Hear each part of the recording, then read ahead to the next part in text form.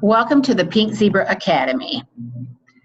This is section 2 of the sponsoring module, Overcoming Objections.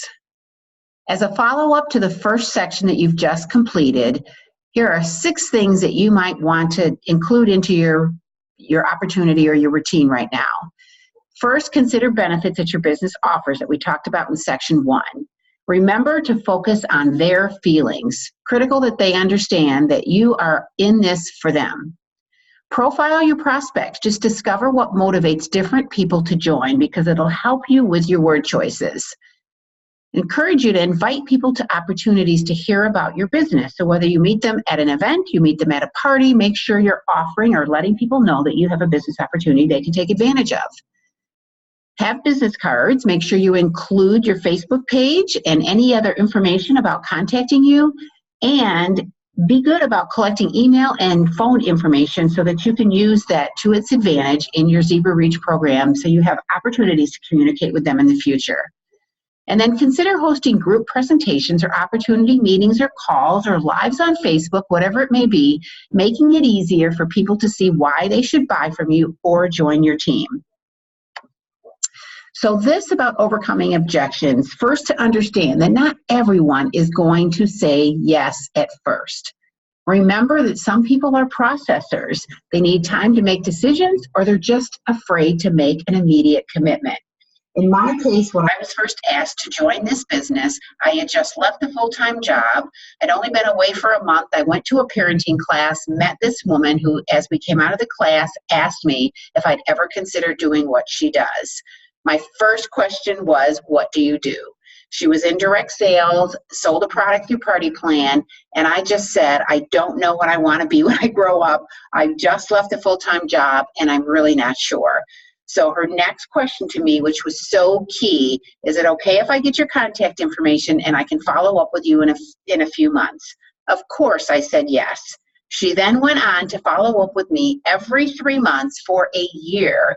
And finally, on the 4th call, when she asked, has anything in your life changed that might allow you to look at our opportunity again, I was ready and I said yes.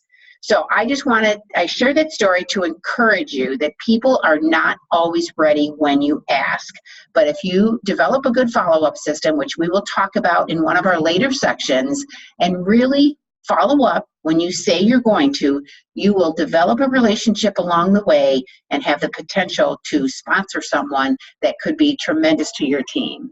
So if you plan to build a team, you need to develop patience and perseverance and understanding, and more importantly, as I mentioned already, a good follow-up system. So when it comes to sponsoring, less is more. We tend to just want to share all the great attributes and things that have gone on in our life, places we've been, trips we've earned, money that we've gotten through, whatever types of businesses that we do in terms of Pink Zebra. We just do this, what we call diarrhea of the mouth, and we just share all of these things on someone that ends up really making them pull back. I can remember the first couple years of making calls to customers, asking them if they'd be interested in learning about my business. They'd ask questions, I would share information, and I was just blabbing and blabbing about all the great things because I was so excited about the business.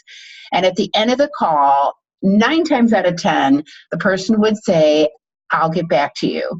So, and then that conversation was over. So I would stop and think, okay, I just shared all this great stuff. Why would someone not want to join this amazing business?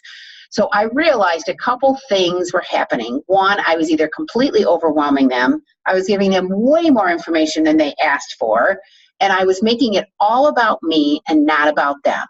So just recognize that we can quickly overwhelm, or we can even create a sense of difficulty when we start talking about earning trips and doing all these different things. They're thinking, wait a minute, I wasn't even looking for anything at this point.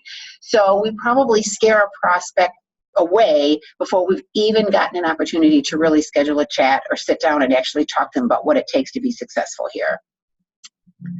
So objections are going to come, which of course is what this particular section of the training is based on. So I just want to help you be prepared for them. Sorry about that loud noise. There's probably, I would say, 4 main objections, not that that's the only ones you're going to get, but 4 main objections that most people have or may come up in your conversations. So I'm going to share with you a very easy method to overcome that objection for the simple reason of just getting the conversation to move past that first one. So it's called Feel, Felt, Found. So I'm going to take you through the first one. When you ask someone if they've ever considered a business like this before, I've never sold anything before, or something to those words. So a very simple way is to say, I know how you feel, because we want to affirm that feeling. I felt the same way when I was first introduced to Pink Zebra and didn't have sales experience. In fact, most of my team doesn't either. So what I found was that it's more like sharing than selling.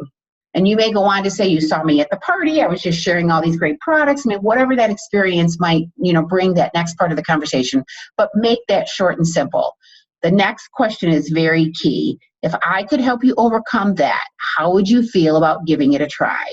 And your goal, if you think about someone basically coming up with an objection, in most cases, it's because they need more information.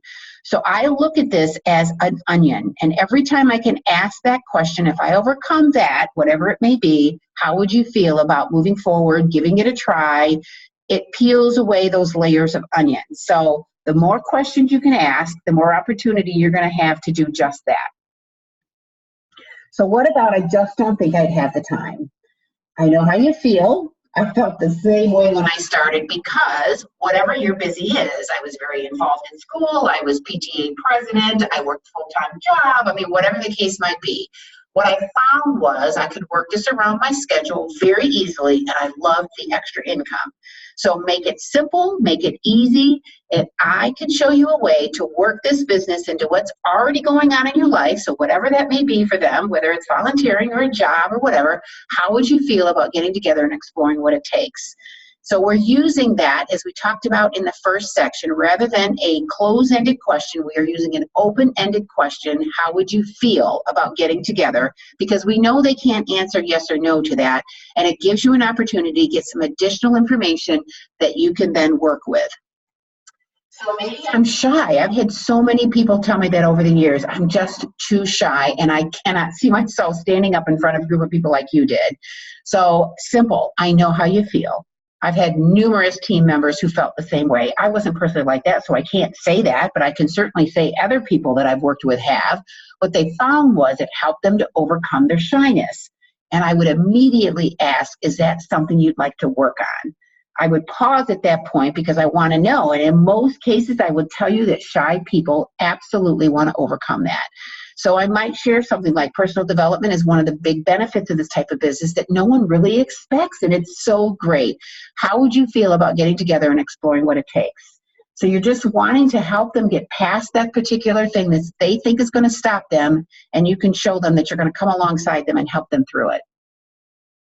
One is, I don't have the money. So I know how you feel. I felt like I couldn't afford it when I started either. You may say, many team members who felt that same way, whatever that may be. But I, in this case, was hopeful that the income would come. So what I found was I earned my kit investment back quickly. And I liked being able to earn extra money every month on my terms. So, what's important about this is to come up with your words, things that you feel comfortable with, but using the feel, felt, found will help you just kind of tailor your message very easily. And if you can keep that in the forefront of your mind when someone has that objection, it's very easy to make it work in all situations. So then I might follow up with, how would you feel about getting together and seeing what money you could be earning? So I just want to encourage you to practice, practice, practice.